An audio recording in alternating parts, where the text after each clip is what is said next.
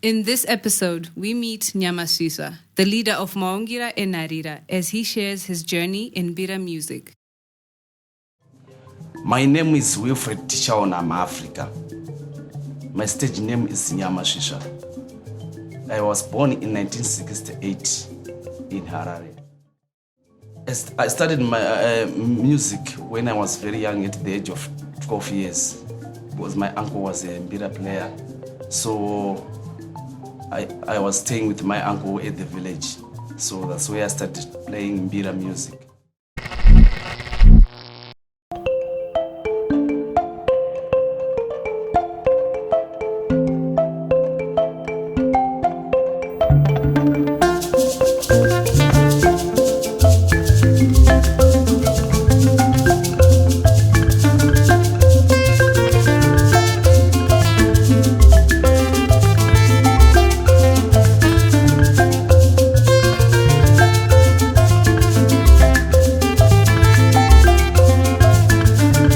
Menguwa masangwa nore mama imana we Ona maimana we Ona maimana we Ona zimenguwa masangwa nora mama imana we Ona maimana we Ona maimana we Ona zimenguwa masangwa nore mana iya we Ha ye ya we Ha ye ya we Ona zimenguwa masangwa nore mana iya we Ha ye ya we Ha ye ya we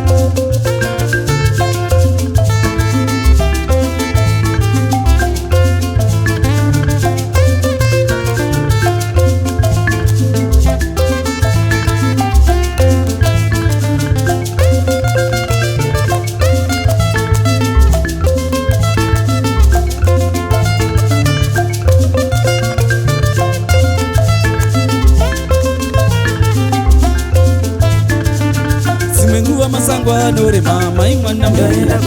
Ona maimana we Ona maimana we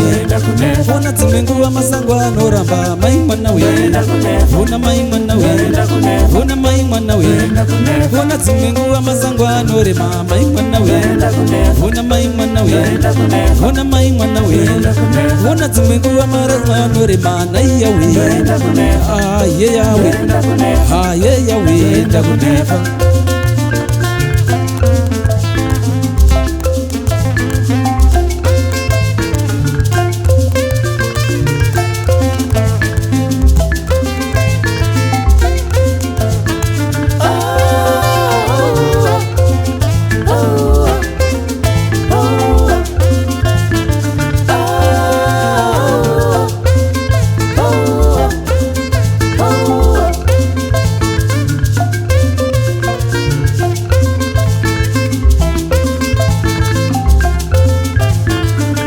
Utanga kupenga penga sego maiwe mwana Njimu chagari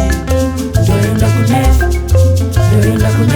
Utanga kupenga penga sego maiwe mwana Njimu chagari Ndoenda kunefa Kumbumba kumbopa sego maiwe mwana Njimu njojo ini Ndoenda kunefa Kumbumba kumbopa sego maiwe mwana Njimu njojo ini Ndoenda kunefa Utanga kufamba famba sego maiwe Andikedere Ndoenda kunefa Motanga kufamba famba sego maiwe mwana Ndoenda kunefa Ndoenda kunefa Ndoenda kunefa Ndoenda kunefa Ndoenda kunefa Ndoenda kunefa Ndoenda kunefa Ndoenda kunefa Hoko yarira ngoma ye kore kore Ndoenda kunefa Ndoenda kunefa Yey yey yey yey yey yey yey yey yey quiz quiz quiz chicket chicket chicket chicket chicket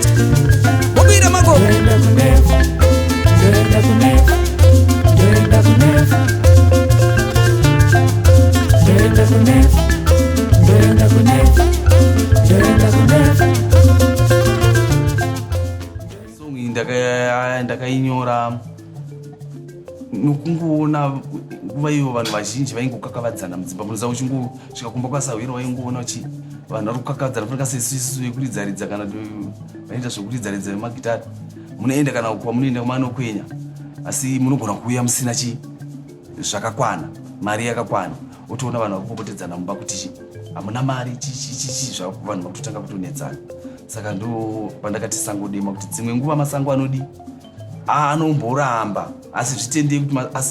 zvitendei izvo nekuti haafanira kuramba akapenya nguva dzese, anofanira kumboramba masango ozokupaiwo futi zvakare. Saka zvese munofanira kuzvitambira. Ndo pandakazoti sango dema. After my O level, I decided to carry on with Mbira music. Saka ma 1995-96 ndauya kuNorton kuholiday kumba kwemukoma wangu. Then ndakazosangana nemurume anonzi Tendai Gamadze and airidza magitari, mungwa nebhendi ravo remagitari, but yaibva kuLondon. Saka aifarira Mbira steri. Saka andiona manje ndichiridza Mbira ndichifamba zvangu Dream Street. Akabva ndichedza akati mufana uya pano. Then from there akazonditi pota uchiya kumba kwangu chidzidzisa Mbira. Saka ndakazenge kuenda kumba kwake chimudzidzisa Mbira, but zvakatora nguva yakareba kuti akwanise kubata Mbira. But nepfungwa dzanga ainadzo ndakadzifarira because aida kusimudzira Mbira. Then ndopatakazosvika kufoma group rinonzi Mbira Dzenarira naTendai. Asi kuMbira Dzenarira ndaita lead vocals nekunyora dzimbo nekuridza bass Mbira. Tashanda kuMbira Dzenarira tikashanda kwenguva yakati rebei. Pandazongoona kuti izvino ndakukwanisa nokuti ndaandika ruzivo kana ndaanako ngekuti ndogona kungozvimirira kuti ndiri ndega. 2005 ndopa ndakafoma group rangu rinonzi Maungira Enharira. Saka by now ndiri Maungira Enharira.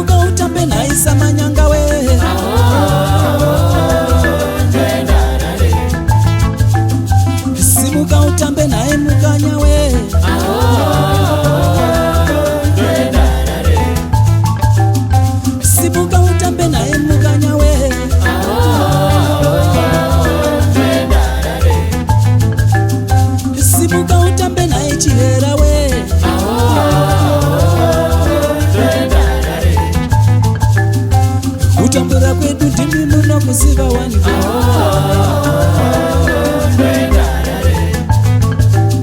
zvatinochema ndimi munozisiva waniko waiwo ndendarare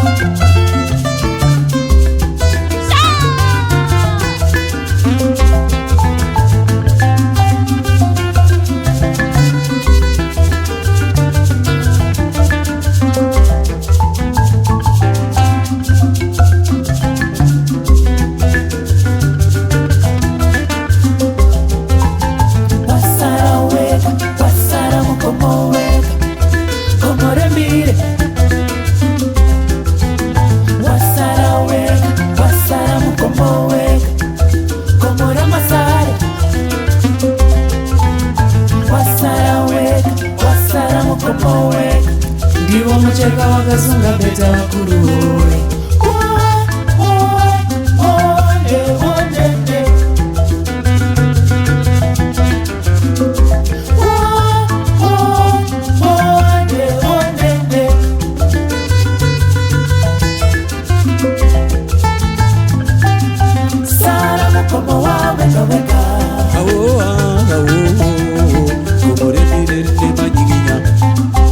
sara mukomo wawe kaweka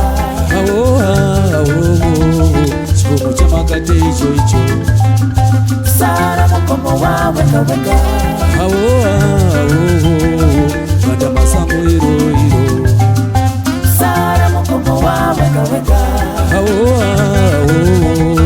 gogore shoko iro iro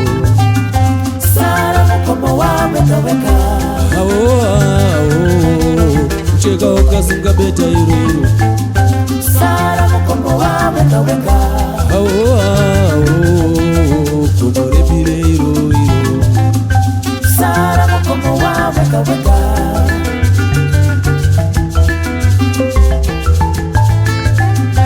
sara mukomo wawe kaweka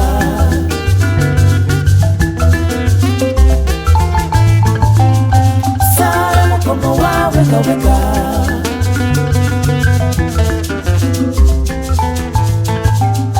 sara mukomo wawe kaweka.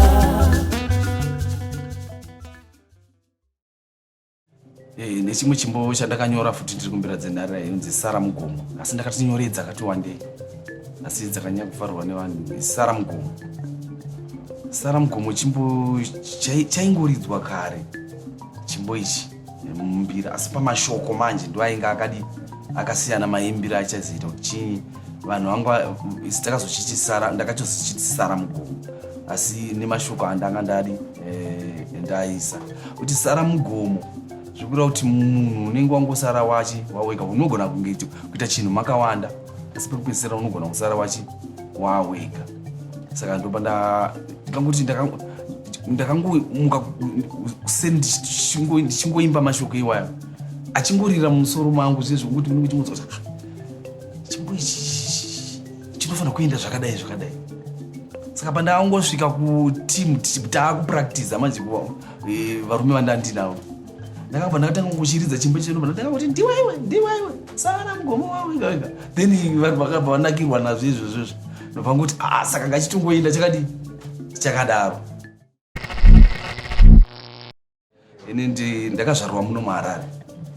asi ndakazokurira kumusha kunogara nanasekuru kumusha Makonde kuMashonaland West ndokwandakakurira nanasekuru kusvika kuma 1983 ndokuzobva kuMakonde ndokuya kwaZvimba ndokwandakazoita O level yangu kusvika form 4 ndopandakangogumira kwaZvimba because amai yangu vaisitiragura kuti vawane mari kuti ende kuchikoro saka ndakangogumira O level. Saka waiti ukangopedza chikoro waibva wanzi enda unotsvaga basa O level ubva wanzi enda unotsvaga basa kutaundi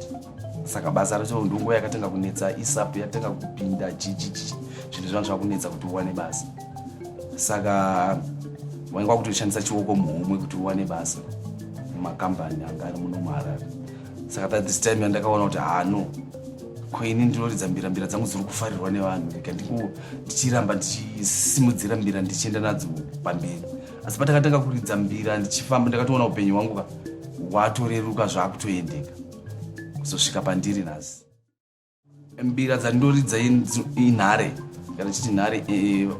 dzinonzi mbira dzevadzimu vamwe vanoti mbira dzevadzimu vamwe vanoti nhare dzine ma26 keys dzinosvika kana pa36 keys ndo dzandinoridza saka ndine lead yatoti nheketo tozoya rhythm yatinoti duriro tozoya sub rhythm yatoti hweva tozoya bass yatinoti nhova pasi ndo dzandoridza dziri 4 saka gurupu rangu rinenge remagwenyamira 4 vanobata mbiri.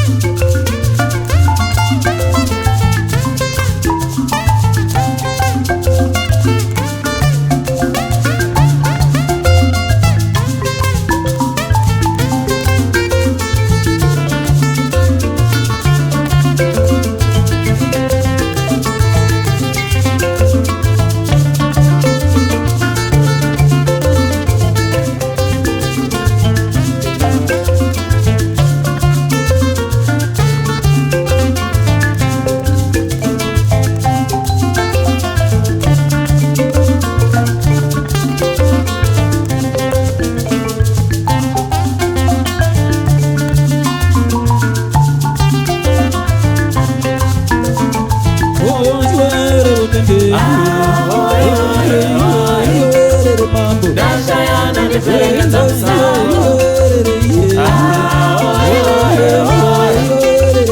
ndashayana ndiperekedza musango kwangu yenda baba ndashayana ndiperekedza musango kwangu yenda baba shubata marobe ndashayana ndiperekedza musango kwangu yenda ndashayana ndiperekedza musango musango muni nyama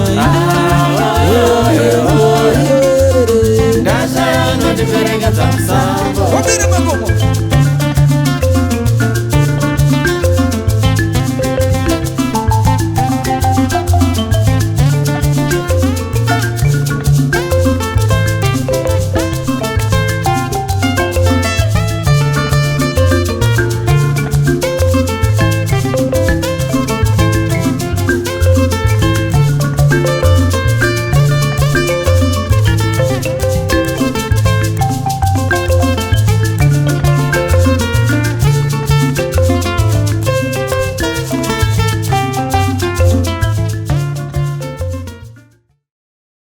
chimbo chairidzwa nengoma chinoridzwa nengoma chete